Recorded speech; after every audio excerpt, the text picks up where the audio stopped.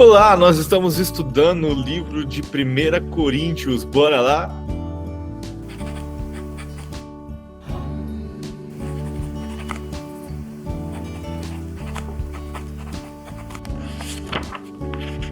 A Ti nós rendemos graças, Pai, porque o Senhor é bom.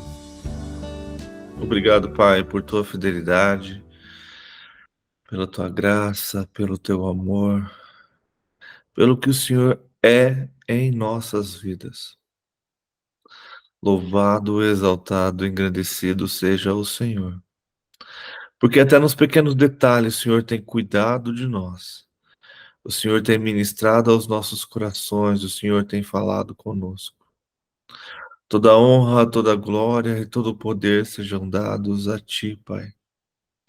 Porque o Senhor é bom, porque o Senhor é um Deus incrível, maravilhoso, cuidador, consolador, Senhor dos senhores e Rei dos reis.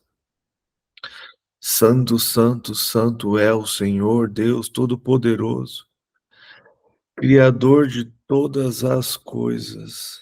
Nós te louvamos, nós honramos o Teu nome, nós engrandecemos ao Senhor, nós exaltamos ao Senhor. Toda honra, toda glória, todo poder seja dados a Ti, Pai. Este momento, este tempo é para Ti, Senhor. Para que o Seu nome seja glorificado, para que o Senhor seja exaltado, para que possamos, através da Tua palavra, crescer em maturidade e conhecer-te mais.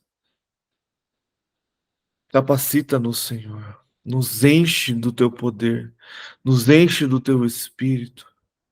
Que todas as palavras ditas venham do Senhor. Que todo engano caia por terra. Que tudo aquilo que não vem do Teu Espírito não fique, não permaneça. Vem, Espírito Santo, e ministre aos nossos corações para que o Seu nome seja glorificado. Fale conosco através da Tua palavra para que assim sejamos ensinados, transformados, capacitados, cheios do Teu poder e cheios do Teu Espírito, para que possamos estar revestidos da Tua confiança e da certeza de quem o Senhor é em nossas vidas.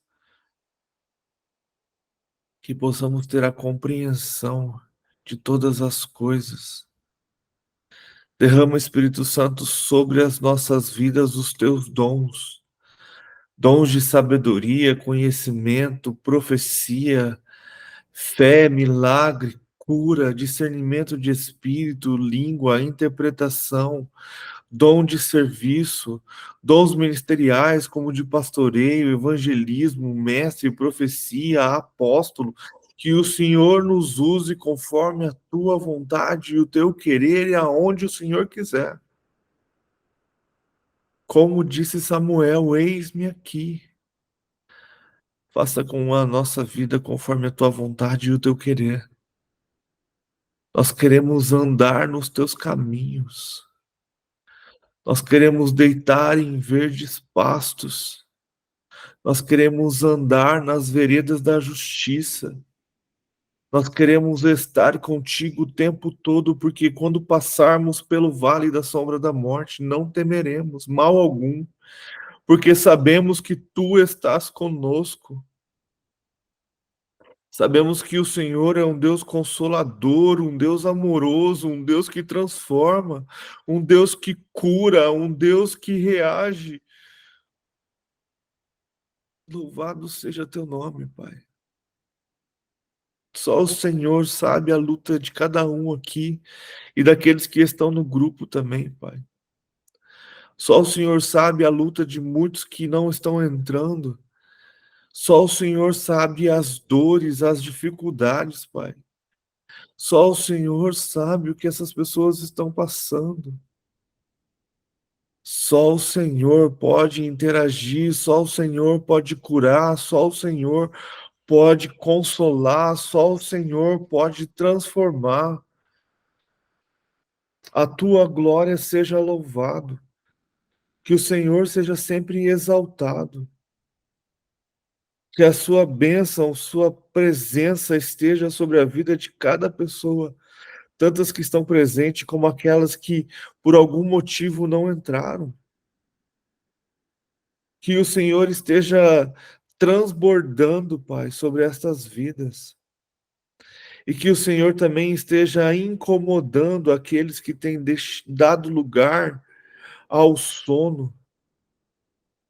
Que o Senhor esteja levantando, Pai, aquelas pessoas que estão entrando numa crise de ansiedade ou de depressão por causa desses dias. Que a gente possa ter a certeza de que no Senhor somos vencedores e que dependemos totalmente de Ti, Pai, de mais nada e de mais ninguém. Que a nossa vida é totalmente entregue a Ti. Não deixe, Pai, que os pensamentos deste tempo, que as dores deste tempo, que as dificuldades deste tempo, que as lutas deste tempo venham nos vencer. Que estejamos firmados nos Teus caminhos, que estejamos em Teu colo, firmados em Ti, agarrados no Senhor. E com a certeza de que o Senhor é conosco, que passaremos lutas e tribulações, mas o Senhor é conosco, que passaremos por dificuldades, mas o Senhor é conosco, que teremos vitórias, momentos felizes, momentos alegres, porque o Senhor é conosco, que entraremos em teu reino, porque o Senhor é conosco, e só então teremos verdadeira paz. Só então não teremos mais dor, só então não teremos mais luta. Mas enquanto vivermos nessa terra, temos a certeza de que o Senhor é conosco e que com o Senhor venceremos qualquer luta, qualquer batalha, qualquer dificuldade. Com o Senhor, com os olhos firmados na tua presença, continuaremos a caminhar na sua direção. Continuaremos a andar contigo o próximo passo, mesmo muitas vezes sem ter chão. Confiamos em Ti plenamente, confiamos somente em Ti, Senhor. Que o Seu nome seja glorificado hoje e sempre. Pai querido, nós te amamos. E eu não vejo mais sentido numa vida sem a Tua presença, sem o Senhor. Toda honra e toda glória seja dadas a Ti, Pai amado. Que sejamos um espelho que reflete a sua glória, que sejamos canal de bênção para vidas das pessoas ao nosso redor, que sejamos, Senhor, o alicerce da nossa casa, da nossa família, que sejamos, Senhor, aquela pedra fundamental, que o Senhor é a principal, mas que a gente faz parte dessa construção também. Para que o Senhor seja glorificado e exaltado através das nossas vidas. Que os nossos olhos, a nossa boca possa representar o teu reino. Que verdadeiramente sejamos embaixadores do teu reino nesta terra. Que sejamos cheios do Espírito, ao ponto de entendermos que temos poder para fazer coisas incríveis, mas somos totalmente dependentes do Senhor, porque esse poder vem de ti. Então nós precisamos de ti, desejamos a tua presença. Tudo para a honra e glória do teu santo nome, Pai querido. Ah, Deus, seja com a nossa nação, Seja com as nossas crianças, Pai. Esteja guardando-as, protegendo-as. Que essas pessoas malignas, Pai, que têm sequestrado crianças, ou então até que têm sacrificado crianças, Pai. Que elas sejam presas, Pai, que elas sejam reveladas, que a gente tenha o discernimento do Teu Espírito de reconhecê-los, de proteger os nossos pequenos, para a honra e glória do Teu santo nome. Dai-nos um poder, uma força sobrenatural, para que possamos, então, viver uma vida na Tua presença e cuidar dos nossos pequenos. Seja, Senhor, com os professores que estão nas escolas, que tem o princípio da tua palavra dentro do seu coração, que o Senhor venha estar dando poder e ousadia para eles, que eles venham compreender que necessitam conhecer-te mais e mais, para que eles tenham cada vez mais autoridade vinda do teu Espírito, para ensinar os princípios da tua palavra para essas crianças, para que consigam transformar essa cultura, essa sociedade em qual nós estamos inseridos. Ah, Deus, transforma o coração destas mães, dessas mulheres que têm desejado abortar essas crianças. Ah, Senhor, cuida dessas vidas tão importantes para o Senhor, mas que são tão indefesas.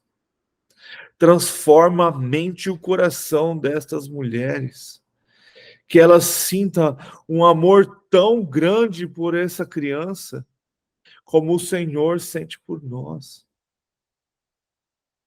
Deus, venha com a sua justiça também sobre aqueles que maltratam, sequestram, sobre aqueles que fazem mal para as crianças, Senhor.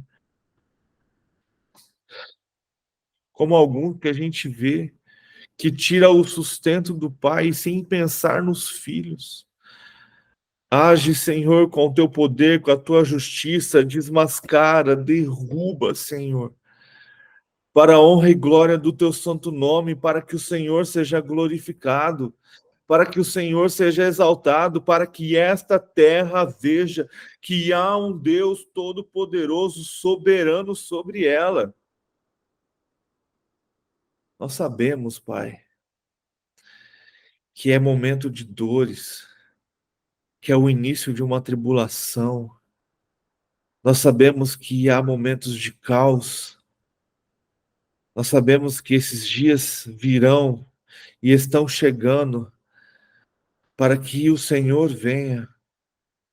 Mas guarde o teu povo, guarde a tua igreja, guarde, Senhor, as crianças, os idosos, as mulheres, os teus filhos, Pai.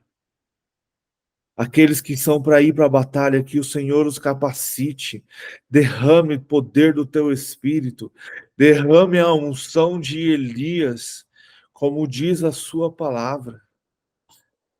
Que haja um derramar e um avivamento do teu Espírito sobre as nações.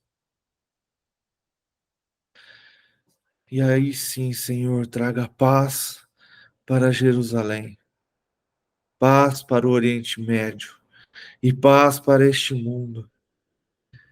E abra os nossos olhos, Pai, para que a gente tenha discernimento se esta paz é a paz enganadora, a falsa paz que a gente tem aprendido e estudado, para que estejamos preparados para a volta do Senhor.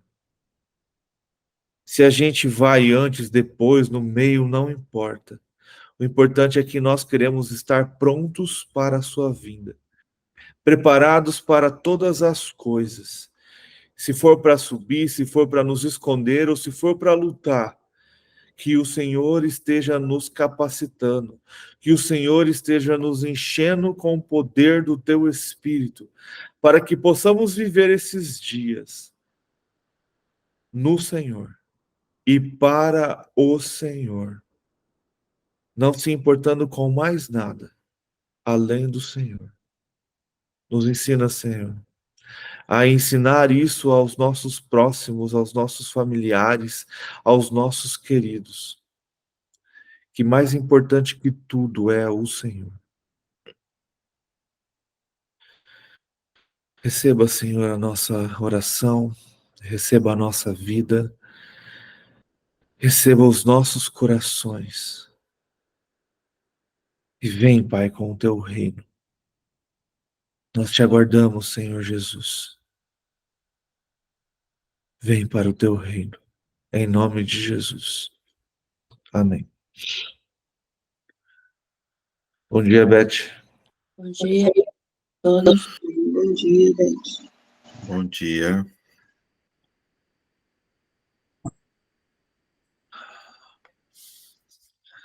Vamos lá, então. A gente está estudando o livro de 1 Coríntios, ó. 1 Coríntios é a segunda carta escrita de Paulo aos Coríntios, depois de Paulo ter passado um bom tempo lá, fundado a igreja, criado a igreja, ele continua com o seu ministério missionário, e a gente tem uma ideia de que essa carta foi escrita na sua terceira viagem missionária. Pelos escritos, a gente sabe que a primeira carta aos Coríntios, na verdade, é uma segunda, porque a primeira carta que Paulo mandou, ela foi... Não cuidaram muito bem dela e ela acabou sendo extraviada e ninguém sabe de onde que aconteceu. A gente sabe que as cartas e as epístolas são escritas para resolver algum problema, resolver alguma dificuldade.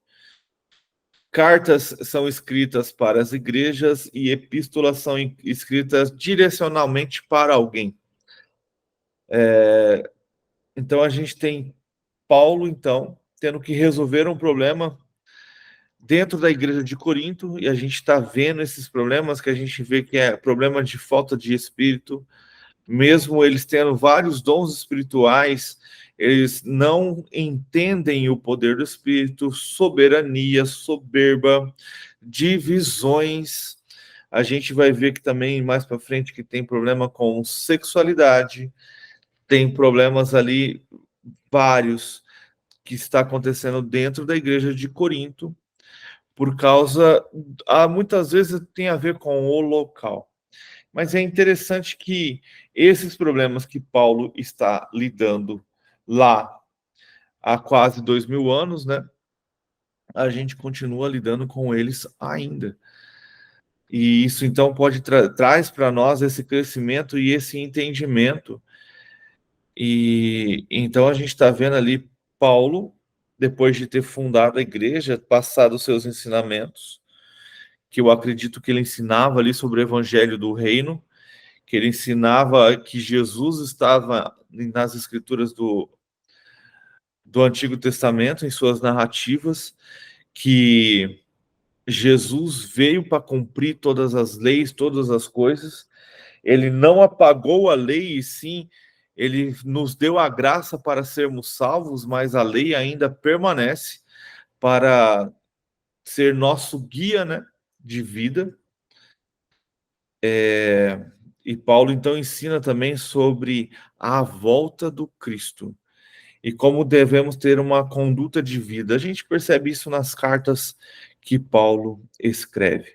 Só que depois de Paulo ensinar as coisas à igreja, então veio um tal de Apolo, também trouxe o seu ensinamento, não duvido que seja diferente, mas sempre tem algo nos detalhes, né?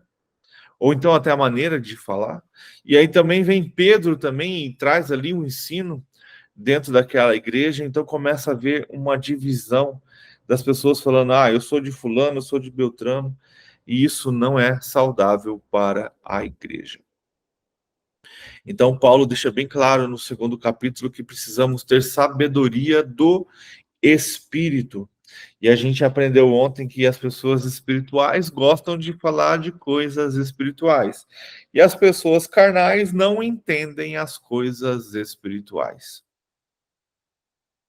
Então, que a gente tenha a nossa mente em Cristo, para que tenhamos uma mente de Cristo, para que tenhamos cada vez mais o desejo de falar e proclamar o evangelho do reino aonde nós estivermos. Então, o capítulo 3 de Coríntios começa, e Paulo está falando sobre, continua, né? falando sobre as divisões da igreja. Capítulo 3, versículo 1. Irmãos, não lhes pude falar como a espirituais, mas como a carnais, como a crianças em Cristo. Dei-lhes leite e não alimento sólido, pois vocês não estavam em condição de recebê-lo. De fato, vocês ainda não estão em condição, porque ainda são carnais. Porque visto que há inveja e divisão entre vocês, não estão sendo carnais e agindo como mundanos? Pois quando alguém diz, eu sou de Paulo, e outro, eu sou de Apolo, não estão sendo mundanos? Então, olha que interessante. Paulo está falando que não pôde falar com eles de maneira espiritual. Não pode falar com eles e revelar a eles coisas do Espírito, porque eles são carnais. É o que ele fala no versículo anterior. Não tem como falar coisas do Espírito com pessoas que são carnais, porque eles não compreendem. É loucura. E olha só, Paulo fala para eles também que eles são crianças em Cristo, que ainda toma leite, que não suporta comida sólida, pois vocês não estão em condições de recebê-lo. Olha isso. Então, Paulo deixa bem claro que é uma coisa que eu já tenho isso no meu coração há muito tempo, e se vocês têm prestado atenção, eu tenho tentado passar isso para vocês, que quanto mais maduro você é espiritualmente, mais coisas serão reveladas a você espiritualmente. Paulo está falando, então tem coisas espirituais que eu precisava falar para vocês, mas vocês ainda são crianças. Eu não consigo transmitir isso para vocês, porque vocês não vão compreender. Então é necessário que vocês abandonem a carne e comecem a se tornar pessoas espirituais. Comecem a amadurecer espiritualmente. Comecem a ver o reino de Deus de maneira diferente. É a mesma coisa. Para mim, uma coisa que eu amadureci muito é entender isso, sobre a diferença entre a mensagem do céu e a mensagem do reino. Quando você recebe a mensagem de céu, vou para o céu, vou para lá, a mensagem que nos traz, pelo menos é a que eu tinha no meu coração, tá? Talvez vocês possam ter uma visão diferente e eu estou disposto a ouvir. Mas a mensagem que eu tinha quando eu via isso era de um lugar branco, como nuvens, um local onde não vou fazer mais nada a não ser adorar ao Senhor, onde terei asas, como os anjos que a gente vê nos filmes e desenhos, aonde ali a gente vai ficar o tempo todo adorando ao Senhor. Essa é a visão de céu que a gente tem. E é uma visão de algo espiritual. Pelo menos era isso que eu via. Era o céu, então ele era totalmente o contraste do que seria o inferno. Quando entrou na minha mente, no meu coração, a visão do reino de Jesus, cara, essa visão para mim totalmente mudou.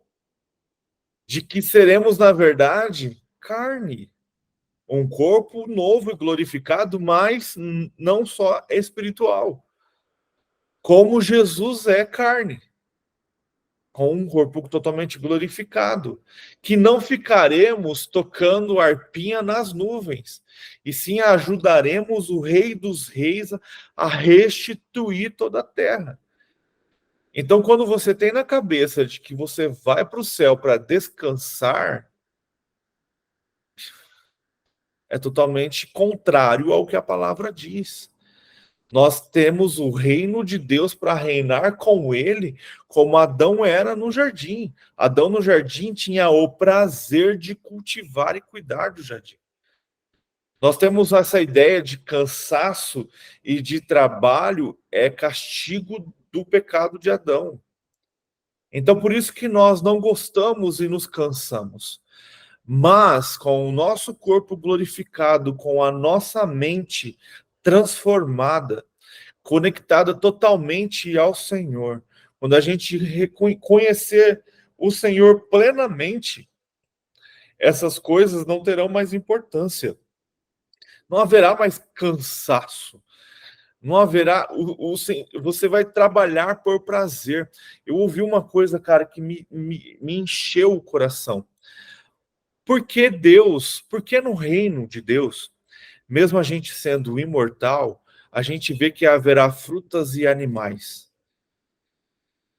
Por que houve um eclipse esses dias? Para que a gente veja a soberania e o poder de Deus. Porque haverá, eu acredito que no reino de Deus haverá alimentos e frutos com sabores incríveis e transformadores, para que ao comer um fruto nós adoremos o Criador.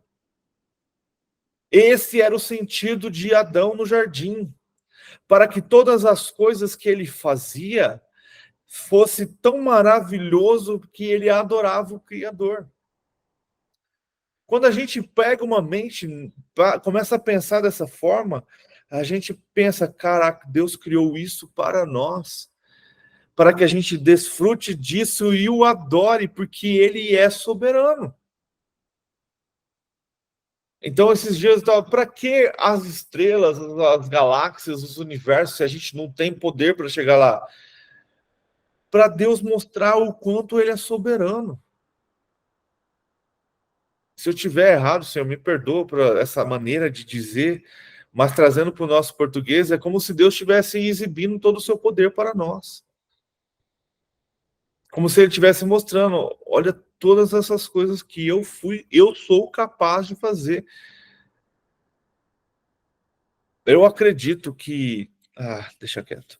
Então, a gente precisa aprender a ser espirituais, a mudar de nível, a passar de fase.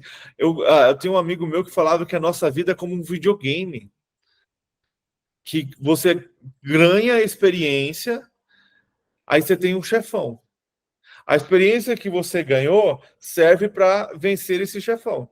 Você venceu esse cara, o nível da fase vai aumentar, porque agora você tem experiências para passar para o próximo nível.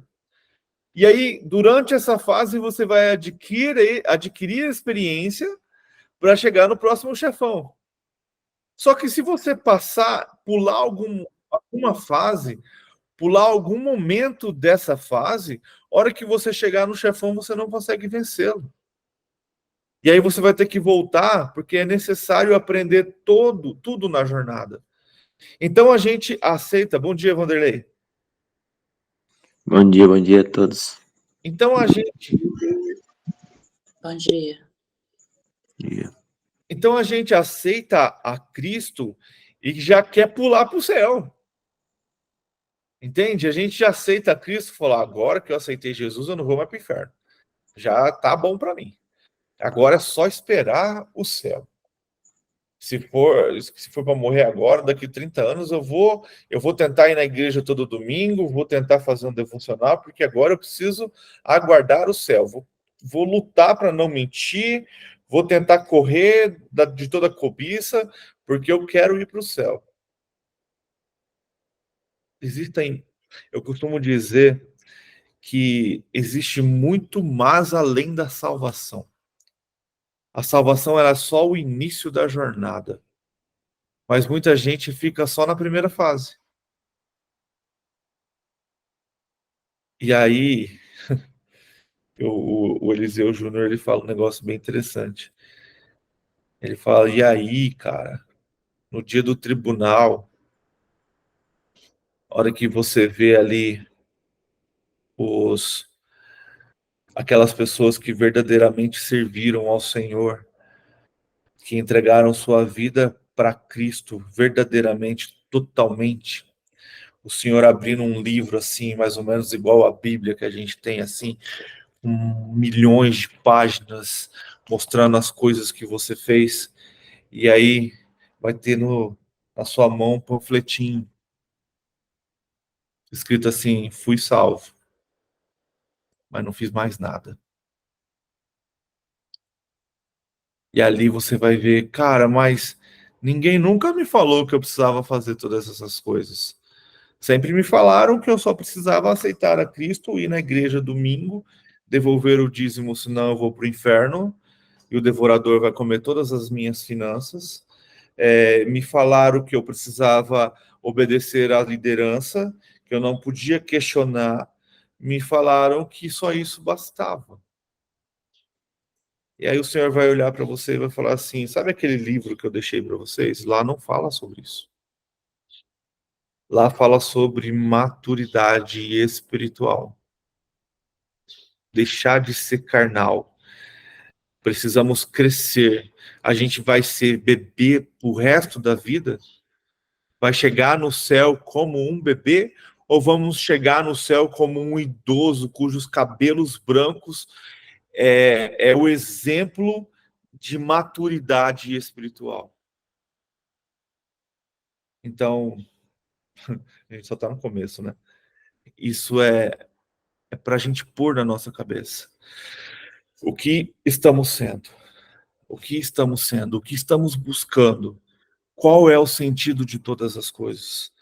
Por que precisamos estudar e meditar na palavra? Para que amadurecemos, para que possamos crescer diante do Senhor. E assim Ele possa nos usar em outras coisas que a gente não consegue nem imaginar. Versículo 5. Afinal de contas, quem é Apolo? Quem é Paulo? Apenas servos, por meio dos quais vocês vieram a crer, conforme o ministério que o Senhor atribuiu a cada um. Olha que interessante, isso aqui me veio na memória agora, velho. Eu queria falar, vou usar nomes fictícios, tá? Não estou pensando em ninguém neste momento, porque a pessoa que eu ouvi falar sobre isso eu nem sei quem é. Mas eu queria falar com o Éder. Não, é com o pastor Éder. É com o apóstolo Éder. É com o bispo Éder. Entende o que Paulo está querendo dizer? Quem é Apolo? Quem é Paulo? Nós somos apenas servos do Senhor. E o que a gente tem hoje é pessoas usando do título para se engrandecer e ser maior que os outros. Paulo está falando, cara, eu não sou maior que ninguém, eu só sou apenas usado pelo Senhor. Nós precisamos lembrar que nós não temos mais apóstolos hoje, né? Da forma da Bíblia, não. Na forma da Bíblia, não. O apóstolo, ele era tudo, né? Agora nós temos os ministérios no pastorado, ele tem vários segmentos, né? Então, Tem o pastor evangelista, mas então, pastor...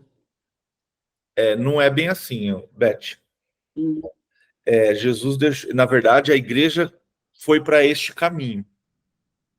Mas os 5 ministérios que Jesus deixou, ele deixou bem claro que pastor é diferente de evangelista. O que nós temos hoje é isso que você acabou de falar. Infelizmente, a igreja meio que deixou todo mundo como um pastor. Todo mundo virou pastor, vamos colocar dessa forma. Vamos esquecer os nomes que veio depois. Mas tudo virou pastor. Mas os ministérios que Jesus deixou foi o pastoreio. O que é o pastor? O pastor é o que cuida das ovelhas e administra. O pastor não é evangelista. Como o evangelista não é pastor. O evangelista é aquele cara que prega o evangelho, que convence as pessoas, que tem esse dom do Espírito Santo. Vou dar um exemplo de um cara que é evangelista e não é pastor e as pessoas não gostam dele. Cara, sumiu o nome dele. David Leonardo, ele não é pastor. Ele não está muito preocupado se você vai congregar em algum lugar ou não. Ele está levando o evangelho. Ele está levando o amor bonito de Deus. Quem vai ensinar a justiça é o pastor. Ou o mestre, que é o próximo. Esses dias eu estava falando com um amigo meu. Uma igreja onde o pastor, o dom dele é de mestre, a igreja não cresce. Vai ser uma igreja cheia de conhecimento, mas pequena. Porque quem faz a igreja crescer é o evangelista. Então, os 5 ministérios é necessário ter na igreja. E aí a gente tem o profeta, que é aquele cara que exorta, que é o cara que corrige a trajetória. E o ministério de apostolado não é apóstolo, é ministério de apostolado. Por quê, Éder? O apóstolo, ele tem uma função, ele precisa ter visto Jesus. Ele precisava... Na Bíblia está falando que apóstolos são aqueles que viram a Jesus. Por isso que Paulo é considerado apóstolo, porque ele teve uma experiência com Jesus. Mas depois disso a gente tem o ministério de apostolado, que é o cara que meio que cuida de tudo isso. Ou o missionário, que é o que implanta igrejas. Então, só que o que acontece? Com o passar do tempo, esse ministério de apostolado e o de profeta, tira fora porque ele atrapalha a igreja. O profeta não permite que o pastor faça o que quiser. O profeta está ali não é para exortar só a igreja, é para fazer a igreja tomar a direção correta do evangelho. Uhum. Então, quando a gente tem só o pastor que é evangelista, que é mestre, cara, ele sobrecarrega, ele não está cumprindo a função dele. Igual esse pastor que eu conheço, ele é mestre, mas ele tem que cumprir a função de pastoreio. Ele gosta dessa função de pastoreio? Você percebe quando conversa que não. Mas ele é obrigado a fazer. Então, o que o pastor faz? O pastor visita a casa, o pastor acolhe os irmãos, o pastor é aquele que está com todo mundo. Vou dar um exemplo que você conhece. O pastor Gilson, ele não tem o dom de pastor. Ele é apóstolo. Ele é mestre. Mas você vê o pastor Gilson indo visitar a casa de todo mundo da igreja? Ele não é um cara que faz visita. O cara que faz visita é o pastor Marcos, para alguns que conhecem. Na verdade, só a Beth vai conhecer. Mas são caras que têm esse dom de estar com as pessoas. Esse é o pastorzão, né, que a gente costuma chamar. Mas aí a gente tem todos esses dons que todos viraram pastor. O pastor Ronaldo é evangelista, cara. Não adianta colocar ele para administrar, não vai dar certo. Ele é o cara que evangeliza. Ele vai administrar? Vai, porque ele vai se capacitar, vai aprender e tal, mas isso vai sobrecarregá-lo. Ele vai ter prazer em evangelizar. Entendeu? Então, esses 5 ministérios foram engolidos por apenas um. E isso é muito perigoso, porque aí a gente tem um cara que é chamado pastor, mas que muitas vezes o dom ministerial dele não é pastor, mas ele tem que exercer a função que não é dele. E o que isso vai causar nele? Estresse, cansaço. Por isso que eu acho louvável, tudo bem que acaba sendo uma igreja muito grande, então é necessário isso, mas o pastor Justo, por ser um apóstolo, ele tem uma visão muito interessante. Você pega ali na primeira, por exemplo, você tem ele, que é o administrador de todas essas coisas, mas você tem o evangelista, você tem o pastorzão, você tem o mestre, só está faltando o profeta. Então, já é algo assim que está crescendo. É que, na verdade, o ministério de profeta meio que deu uma sumida, né? Meio que eles podaram, assim, ninguém mais tem ido atrás. Mas eu acredito que para os últimos dias o Senhor está levantando profetas para poder colocar a igreja de volta na direção correta. Vamos lá? Então, Paulo está falando, né? Quem são esses, né? Está deixando bem claro quem são esses.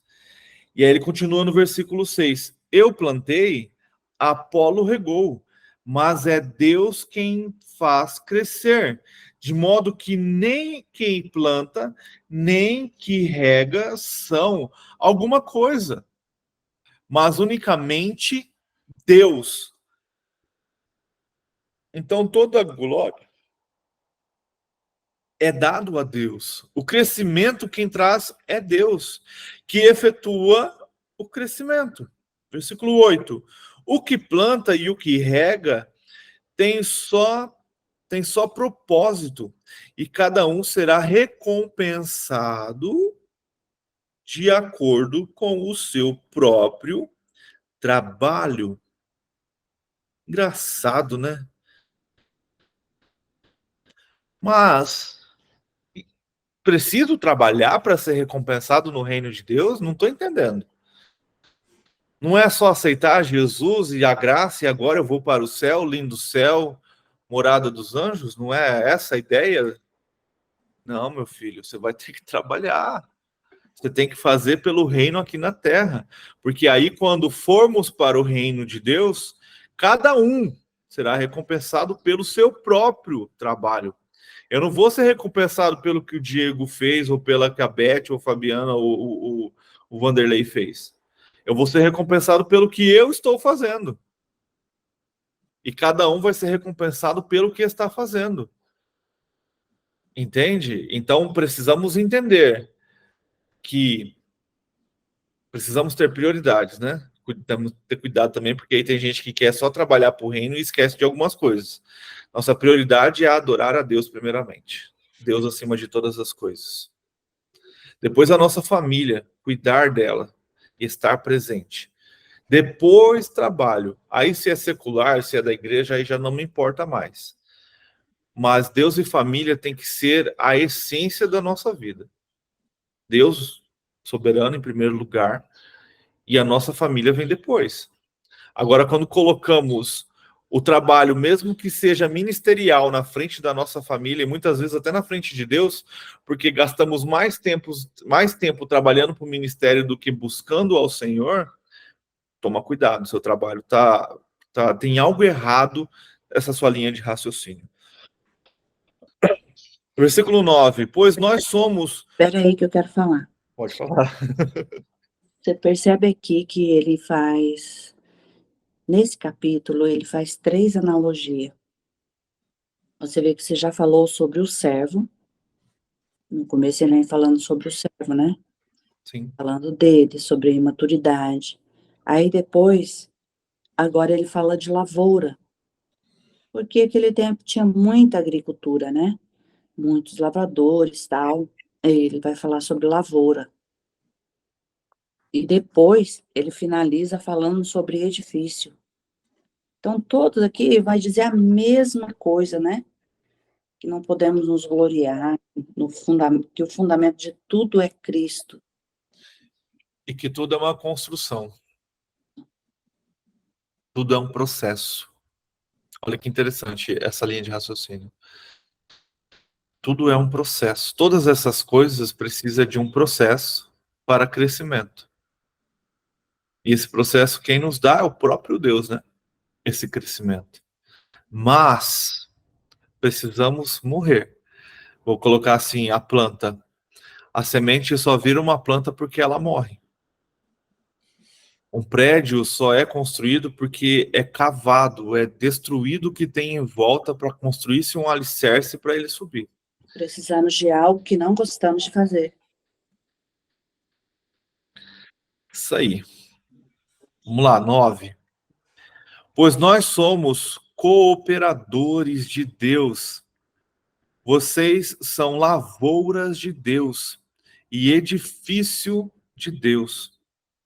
Conforme a graça de Deus que me foi concedida, eu, como sábio construtor, lancei o alicerce e outro está construindo sobre ele.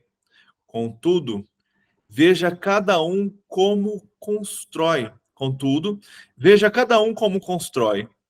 Porque ninguém pode colocar outro alicerce além do que já está posto, que é Jesus Cristo. Então, a base de tudo é Jesus. Então, se a gente não entender Jesus, olha que louco isso. Eita Deus. Se a gente não compreende a base que é Jesus, não crescemos. Se a gente não tem raiz que é Jesus, não crescemos. Então, para que cresçamos, para que haja uma construção, para que haja um crescimento, o alicerce precisa ser Jesus. Se não conhecemos a Jesus, como que a gente vai crescer? Então, a primeira coisa que a gente precisa aprender é conhecer a Jesus. E não é conhecer superficialmente, não, porque se você perguntar para cada um aqui, a maioria, né? Não vou falar cada um aqui, não, porque a gente conversa muita coisa. Mas quem é Jesus para você? O que realmente ele fez por você? Você consegue entender o nível do sacrifício que ele fez? E outra coisa, você conhece Jesus, o Jesus que vai voltar? Porque nós temos uma visão de Jesus. Se você, a gente falando de Jesus, aqui agora já tá, as coisas, graças a Deus, estão mudando. Mas se você falar de Jesus e ter uma imagem na sua cabeça, você vai lembrar daquele Jesus, daquele filme de 4 horas que passava toda a Páscoa na Manchete ou na Record. Lembra desse filme? Um Jesus super magro, um ator de olhos verdes, cabeludo, magrece, super magro. Lembra desse filme? De umas 4 horas de filme. Eu lembro que 4 ou 6 horas, sei lá o tamanho desse filme. Eu lembro que eu saía para brincar, minha mãe estava assistindo, eu voltava, Jesus ainda não tinha sido crucificado. De tão grande que era o filme. Passava, acho que na Record ou na Manchete, toda a Páscoa. Passava a tarde toda aquele filme. Por quê? Porque foi o que foi colocado em nosso subconsciente. Ou então, para muitos, é aquele Jesus pendurado na cruz, com uma cara de dor, de sofrimento e com suas chagas. Mas quem realmente é Jesus? Porque o Jesus que veremos no seu retorno não é desse jeito. Ele vai vir vestido de branco, com um pé reluzente, né? Como diz João, olhos de fogo, o rosto resplandece mais que o sol. Vai vir mostrando todo o poder e toda a sua glória, como um rei, com sua coroa, para dominar tudo. Não é mais o cordeiro, não é mais aquele que. Cara, Jesus morreu na cruz uma vez só. Por isso eu tenho tirado cruz da minha vida, assim, porque ela é vergonha. O que ele fez na cruz por mim faz todo sentido, mas a cruz para mim não mais. Porque para mim, tá? Vocês, cada um tem seu pensamento, mas para mim, hoje usar uma cruz ou ver uma cruz é como se eu quisesse colocar ele de volta lá. Para mim, Éder, tá? Já não faz mais sentido a cruz. A cruz, para mim, foi o momento da minha libertação e sou muito grato por isso. Mas toda vez que eu lembro dela, eu lembro do meu mestre que está vivo e que vai voltar como um rei e eu quero colocar ele de volta na cruz. Eu tenho esse pensamento, tá? Cada um veja como achar melhor. Mas então precisamos conhecer verdadeiramente Jesus Cristo, porque ele é o alicerce da nossa vida. 12. Se alguém constrói com esse alicerce, usando ouro, prata, pedra preciosas, madeira, feno ou palha, sua obra será mostrada, porque o dia atrará a luz, pois será revelado pelo fogo, que provará a qualidade da obra de cada um. Eita, pega. Vocês entenderam isso mais ou menos? Eu vou até ler o comentário para ver o que ele está falando. Se é o que eu estou pensando. Paulo lista materiais de acordo com o seu costume. Ele não menciona nem pedra nem tijolos, os materiais de construção mais comuns. Ele fala de ouro, prata, pedras preciosas. Não materiais de construção, mas materiais usados para decorar um edifício acabado. Madeira, feno ou palha, materiais de construção essenciais e baratos. Madeira para o telhado, para as janelas e para a moldura das portas. Feno e palha para revestimento. Paulo não compara um edifício feito de ouro, prata ou pedra preciosa. O tal nunca existiu, como uma construção feita de madeira, feno ou palha. O apóstolo compara um edifício construído sobre um alicerce sólido, que sobreviverá a um acontecimento catastrófico, com uma construção que desconsidera completamente o fundamento existente, cujo colapso é provável. E aí ele fala do dia, né? O dia do juízo, um acontecimento catastrófico que demonstrará se os construtores, os mestres da igreja, construíram sobre o fundamento certo. Fogo, geralmente associado ao juízo. O fogo não pune, destrói. O fogo não pune, destrói ou purifica.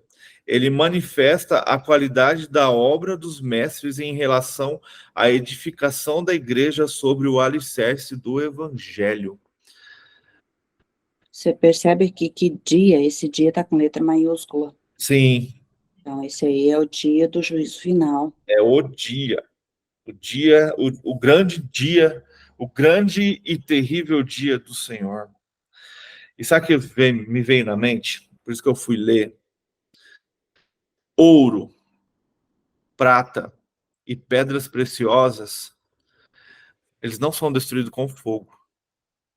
Mas madeira, feno e palha são. Se o nosso alicerce, olha, isso é uma analogia, tá? Vamos pensar dessa forma. Se o nosso alicerce for construído com madeira, feno e palha, no dia do Senhor eles serão queimados. Quando a gente usa ouro, prata, pedras preciosas, o fogo, o que ele faz com o ouro? Ele purifica. Ele refina. Eu não sei onde outro lugar vai estar escrito na Bíblia, mas fala que nós temos que ser como ouro, né? Que no final dos dias, o Senhor, ao usar o fogo sobre nós, nós não queimaremos como palha, e sim seremos refinados, né? Seremos ali aquecidos e refinados e transformados. Olha que lindo, e toda a impureza será jogada fora. Se você pegar um ourife e ver o processo de trabalho dele sobre uma joia, sobre o ouro, né, para construir uma aliança, por exemplo, ela é superaquecida de tal maneira e ele tem que ficar ali olhando para que toda a impureza saia. E aí, como você sabe, perdão, como que você sabe que o ouro está purificado? O ourife vai falar para você, quando eu ver o meu reflexo nele. Então, Deus é o ourife e nós somos o ouro. Que nós temos muitas vezes aquecido, para que toda a impureza saia e o Senhor se reflita em nós. E nós sejamos este ouro, né, purificado, refinado no Senhor. O Éder, olha só o comentário do meu livro aqui. Fala o seguinte: pela graça de Deus, Paulo não é apenas o apóstolo fundador da igreja, mas também o seu arquiteto. Os mestres posteriores continuam a construir o edifício e precisam fazê-lo com muito carinho e cuidado. Jesus Cristo é o único fundamento. Materiais de construção podem ou não ser duráveis, apesar de ouro, a prata e as pedras preciosas normalmente não serem usados, exceto para decorar o edifício. No século I também havia construtores desonestos, mas virá o dia do juízo quando os fatos serão trazidos à luz e o fogo testará os materiais que foram utilizados. Os construtores desonestos verão o fogo destruir todo o seu trabalho e eles próprios serão Queimados, sua salvação não está em questão, mas o papel de receberem de Deus para desempenhar na igreja tem sido desacreditado por suas próprias ações. Complementando a analogia utilizada por Paulo no versículo 9, ele descreve o povo de Deus como o santuário em que o Espírito de Deus habita. Legal. Muito bom. Ou seja, o que eles estão construindo sobre o alicerce que é Jesus Cristo. Que tipo de material eles estão usando? A gente pensar também que tipo de material estamos usando Sim, para nossa construção. Porque essa construção continua. sim. Isso dá para fazer referência também na qualidade do nosso trabalho, né?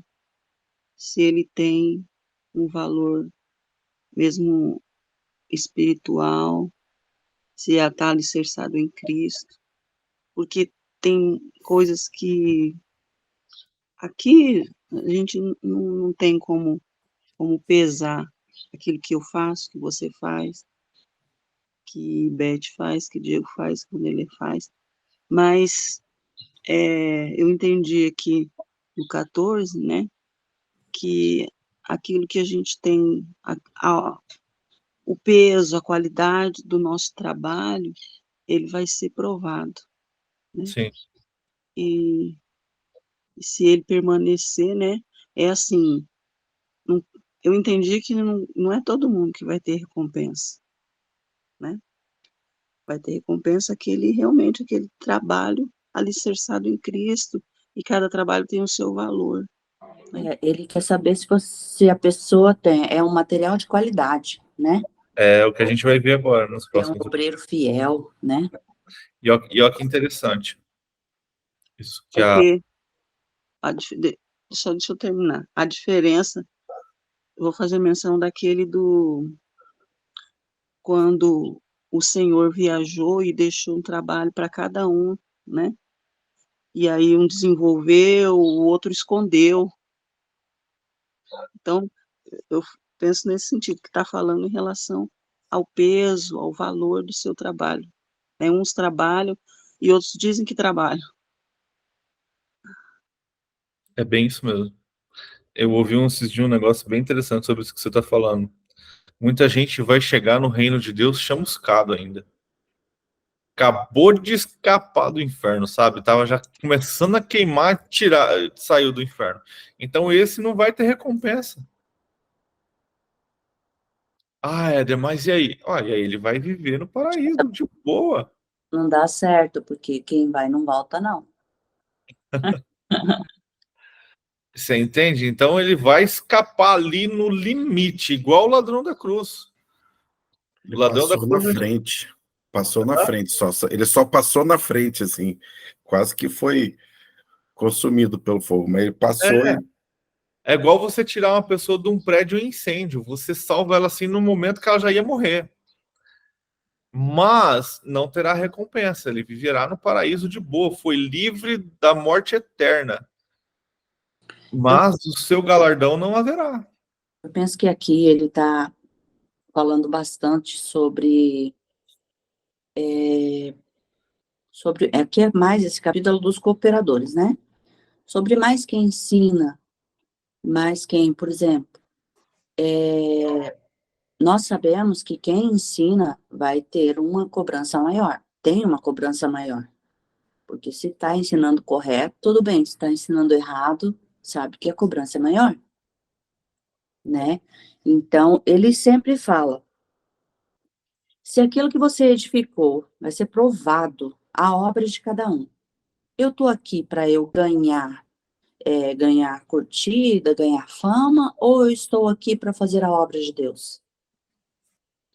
Eu estou pregando para mostrar a minha eloquência ou estou fazendo a obra de Deus? Então, aqui, no grande dia, vai ser provado isso. Ele vai passar por como a gente dá para ter uma... Sabe aquela brincadeira que a gente passava pelo fogo, assim, para ver se queimava o pé? Acho que ele vai ser provado ali para ver se ele vence lá do outro lado. Então, todas as nossas obras, tudo que nós fizermos aqui, vai ser provado naquele dia. Que muitos não têm valor aqui. Você olha para a igreja, mas lá no fundo está lá aquela irmãzinha com o joelho calejado. Ninguém dá valor para ela.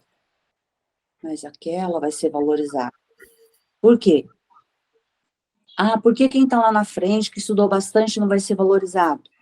É porque depende da intenção, do coração da pessoa. Se ela está ali simplesmente para mostrar o anel que está no dedo, para mostrar que ele fez teologia, que ele entende muito, que ele tem uma boa oratória, ou se realmente o coração dele é queimando por Jesus. Essa é a prova que nós vamos passar. No comentário aqui da minha Ferreira, está dizendo aqui, específico do 12, o trabalho era valorizado pela tradição hebraica, mas desprezado pelos gregos. Paulo, um fabricante de tendas, fala aqui do trabalho manual pesado, quando somos injuriados, bem dizemos, buscando a seguir as diretrizes de Cristo.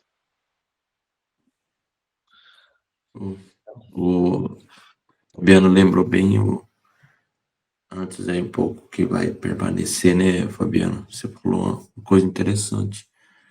É aquele como se fosse a parábola dos talentos, né? Quem faz e multiplica tem seus galardão, quem não tem. Agora, um pouquinho atrás aí você falou. Bem interessante, é bem isso daí. Parábolas do talento. Você faz, senão vai ficar torrado, né? Não chamuscado, igual o Éder falou na hora do julgamento final. É bem isso aí mesmo. Aqui tem um conselho no cantinho da minha Bíblia. Você quer que seu ministério dure pela eternidade? Então assegure-se de que ele seja construído sobre Jesus e que suas motivações sejam sinceras. Não construa sobre qualquer outra coisa.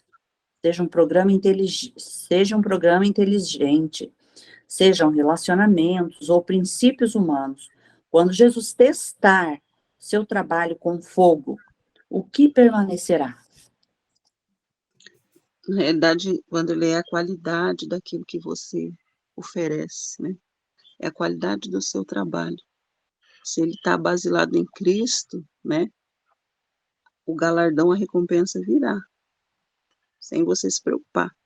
Agora, se ele tiver validado no seu próprio orgulho, mesmo você falando, mesmo você pregando e falando sobre Jesus, mas a intenção maior, o que vale é a intenção do seu coração. A intenção maior é você explanar a sua sabedoria e conhecimento, e não Cristo, ou mesmo querer se aparecer, vamos dizer assim, né? Então, isso vai ser pesado, é aquilo que você oferece, é o peso do seu trabalho. A Beth falou, né, se quer o ministério durável, né? Eu creio que nós todos temos o nosso ministério, né? Nós temos o nosso ministério, né? Uma vez salvo e obedecendo o que o Senhor fala, de ide e pregai a todas as nações, ou seja, é você falar do amor de Deus, então você tem a responsabilidade. E eu vejo esse capítulo, esses versículos falando do que você está investindo no reino de Deus, para o reino de Deus, sobre a base que é Jesus Cristo. O que você está investindo? Se você está investindo palha, ou se você está investindo madeira, ou se você está investindo coisa mais durável, porque a coisa mais durável, ela custa. E o custar, não estou falando de custar dinheiro, de você ir lá e comprar a melhor coisa para colocar na obra do Senhor. Eu estou falando de de intenção do coração, que a Fabiana falou, intenção, tempo. Você tá dedicando o melhor tempo da sua vida para Jesus, para a obra, para o reino, ou você tá, quando sobra um tempinho, aí eu vou lá e leio a Bíblia? É o que sobra?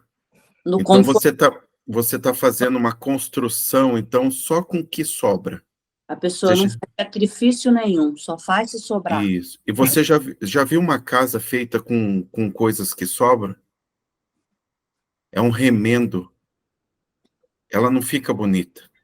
Não parece ser uma casa que vai passar por uma chuva, porque parece que ela vai desmoronar. Então a gente tem que construir isso, essa obra, a obra que o Senhor nos incluiu, vamos dizer assim, né? Quando nos resgatou, Ele quer que nós investamos aí coisas sólidas, coisas de valor, né? Que seja também de valor para nós e que a gente está dedicando ao Senhor, porque o Senhor, ele não é um Senhor de viver de sobras, né? Ele não são as primícias. Então, quando fala ali o que você vai construir sobre o alicerce que é Jesus Cristo, a sua salvação, como foi falado, tá bom, você foi salvo.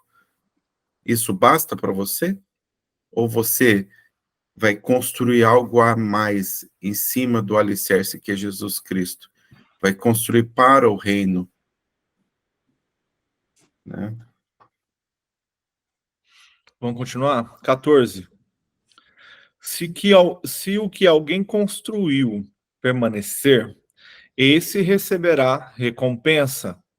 Se o que alguém construiu se queimar, esse sofrerá prejuízo. Contudo, será salvo como alguém que escapa através de fogo. Vocês não sabem que são santuários de Deus e que o Espírito de Deus habita em vocês? Se alguém destruir o santuário de Deus, Deus o destruirá, pois o santuário de Deus, que são vocês, é sagrado. Então, Paulo está falando para aprendemos a cuidar do nosso corpo. Não se enganem, 18. Aqui ele está se referindo à igreja. Aqui ele não está falando do corpo. Porque Eu posso diferente. vocês não sabem que são santuários de Deus? Ele está falando assim, lembra lá daquele local da manifestação de Deus, em que só alguns tinham acesso, né? E que o Espírito de Deus habita em vocês, né? Se alguém destruir o santuário de Deus, Deus o destruirá, porque o santuário de Deus, que são vocês, é sagrado. Então, o que ele diz aqui é que os que dividem a igreja destroem o santuário de Deus. Porque quando ele vai falar de corpo, nós vamos ver ele vai lá para frente, quando ele vai falar do corpo, da própria pessoa, ele vai lá no capítulo 6, quando ele fala que Paulo censura o litígio entre os irmãos, ele vai lá, aí ele vai falar diferente sobre as pessoas, sabe? Sim. Aqui, muitas pessoas usam esse versículo para falar sobre o homicídio, ou o suicídio. Que quem tal. Eu prefiro não falar dessa parte, porque cabe a Deus o julgamento, né? Mas aqui ele está se referindo à igreja, porque ele está falando sobre os cooperadores de Deus.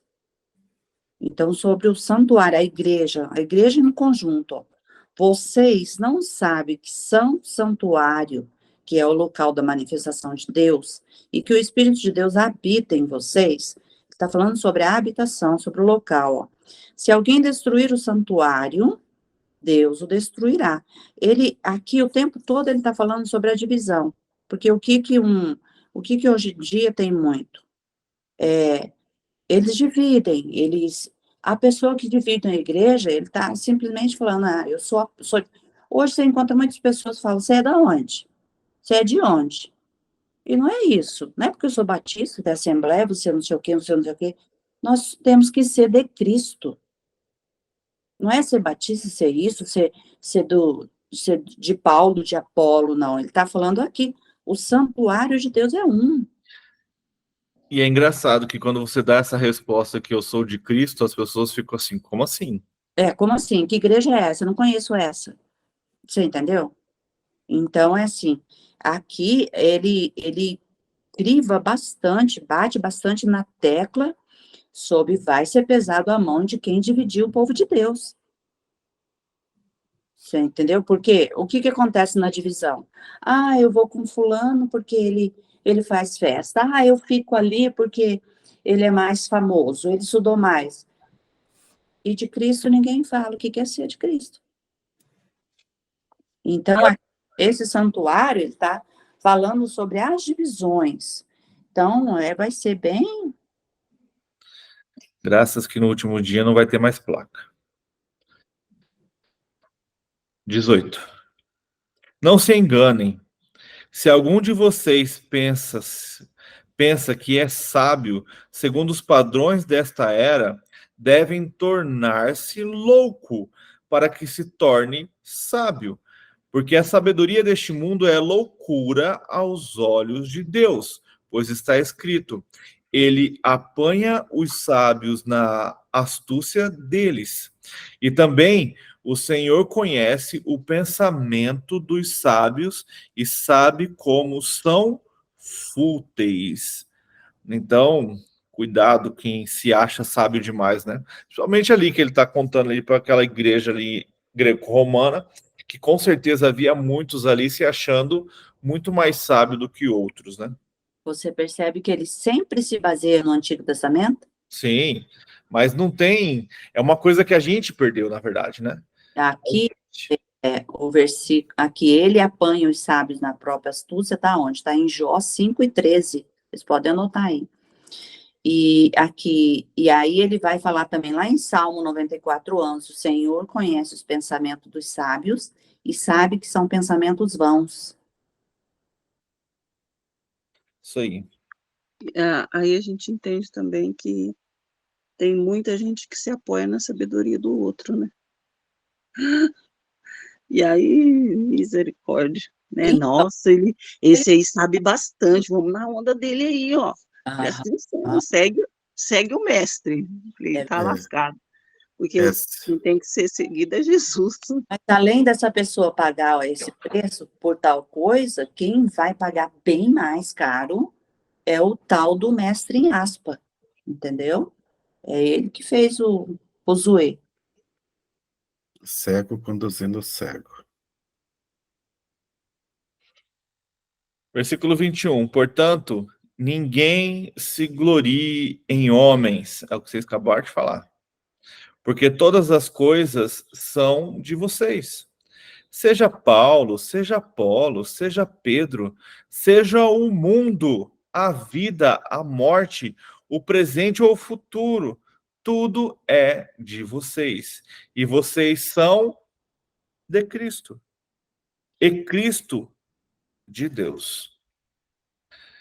Então a gente finaliza com Paulo deixando bem claro que não adianta ter sabedoria, não adianta ficar buscando homens. Precisamos então estar firmados no Senhor. O tempo todo firmados no Senhor.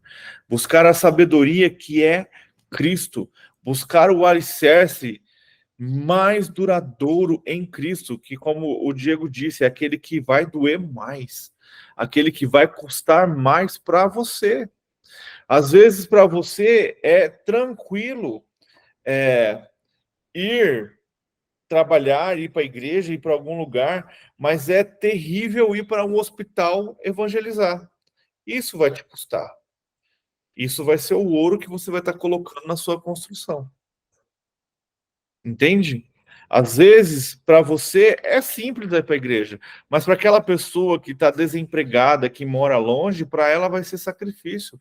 Para você vai ser palha e para ela vai ser ouro ir para a igreja. Então, tipo assim, o seu coração, como ele está? Quando você faz as coisas para Deus, como que funciona? Quando você acorda às 5 horas da manhã, você está fazendo isso para quê? para que o Senhor seja glorificado, para que o Senhor seja exaltado através da sua vida e assim cresçamos juntos? Ou só para mostrar para todo mundo que você acorda às 5 horas da manhã? Então precisamos meditar sobre isso, pensar sobre isso. Oi? É bem por aí. Entende? E lutas virão, dificuldades virão, coisas difíceis virão, mas a gente tem que permanecer firmes e fiéis, porque o fogo vem para nos purificar, e a tribulação ela serve para nos colocar de volta na rota, colocar-nos de volta no caminho certo. E às vezes a gente fica assim, ai, por que eu estou passando por isso? Para você crescer, meu filho. Para você amadurecer. É amor, meu filho, é o amor de Deus por você, é amor. Quem ama, corrige. Porque se você continuar nessa sua vidinha, eu vou ter que ficar dando leite para você a vida inteira. E aí as bênçãos que eu tenho para você, você não vai receber, porque você não é maduro o suficiente para isso. Fechou, gente? Ó, 6:30 já. Vamos estar orando então para a gente finalizar. Eu não sei, foi a Fabiana que orou ontem, né? Pode orar hoje, Diego, por favor?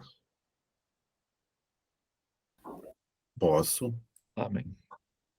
Vamos orar então. Senhor nosso Deus, ó Pai amado, obrigado, Senhor, obrigado por mais um dia. Obrigado por esta oportunidade, ó Pai, que o Senhor nos concede de podermos nos debruçarmos sobre as suas escrituras, ó Pai, buscando conhecimento, buscando entendimento, ó Pai. Buscamos louvar o Senhor, adorar ao Senhor, pois somente Tu és digno, ó Pai, de toda adoração, todo louvor, toda glória a Ti, ó Pai. Somos gratos a Ti por isso. Pedimos, ó Pai, que o Senhor continue derramando do Seu Espírito sobre nós, dá-nos o entendimento,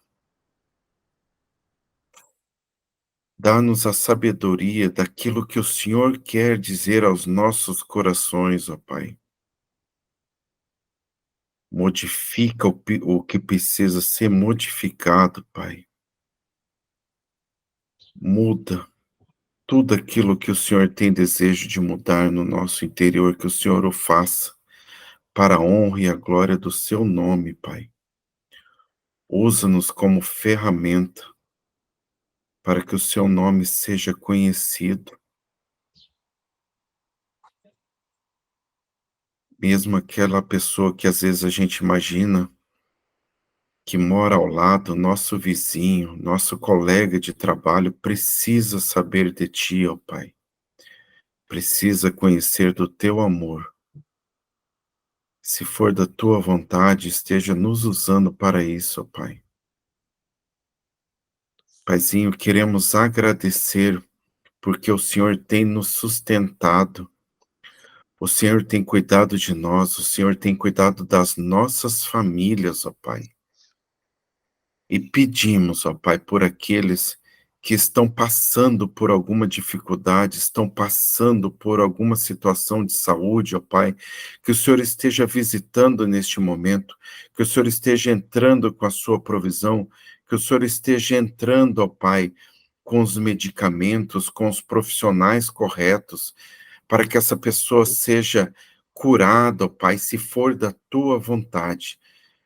Também pedimos por aqueles, ó Pai, que estão passando por algum problema financeiro ou por desemprego, ou com um emprego, de repente, um trabalho que não tem dado o sustento necessário para a família, que o Senhor esteja, ó Pai, abrindo as portas, que o Senhor esteja modificando, ó Pai, o rumo das coisas para que eles possam levar o sustento para o seu lar, se for da Tua vontade. Esteja dando também todo o conforto necessário, o entendimento para aqueles que estão passando por alguma dificuldade. pois o Senhor sabe de todas as coisas, o Senhor é soberano e a sua vontade, ela é suprema, ó Pai. Que não seja feita as vontades nossas do ser humano, mas sim a sua vontade sobre as nossas vidas. Queremos agradecer, ó Pai. Queremos agradecer porque um dia o Senhor nos resgatou, nos tirou, ó Pai, de um poço de lama, um poço imundo, nos resgatou, nos limpou com o seu amor, ó Pai. E por isso somos gratos. Queremos, ó Pai, que o Senhor esteja conosco, esteja nos capacitando, esteja nos preparando, ó Pai, para o que há de vir. Que o Senhor derrame sobre nós, ó Pai, todo o entendimento e todo discernimento, ó Pai, de espírito, para que não venhamos ser enganados, ó Pai, para que estejamos atentos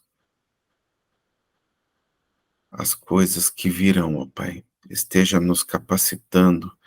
Estamos aqui, ó Pai, buscando esse conhecimento, ó Pai, mas sem a ajuda do seu Espírito, nada somos capazes, ó Pai, de aprender. Porque o que lemos aqui quer dizer muito mais, ó Pai. E isso só é possível com o seu Santo Espírito sobre as nossas vidas, ó Pai. Venha ministrar, continue ministrando sobre as nossas vidas. Continue, ó Pai, conosco durante o dia, ministrando do teu conhecimento a cada ação que formos fazer. Que a sua vontade seja soberana, ó Pai. Queremos ainda, ó Pai, pedir e lembrar daqueles que estão passando por guerras, que o Senhor esteja cuidando, ó Pai, daqueles mais fragilizados. Que o Senhor esteja entrando, ó Pai, com tudo aquilo que é necessário para que essas pessoas suportem estes momentos, ó Pai. Que o Senhor esteja cuidando do seu povo, Pai, neste mundo. Para que no futuro, ó Pai, um dia, nós estejamos reunidos em seu reino, ó Pai. Esse é o nosso clamor, esse é o nosso desejo. Oramos agradecidos, em nome do seu Filho amado, Jesus Cristo. Amém.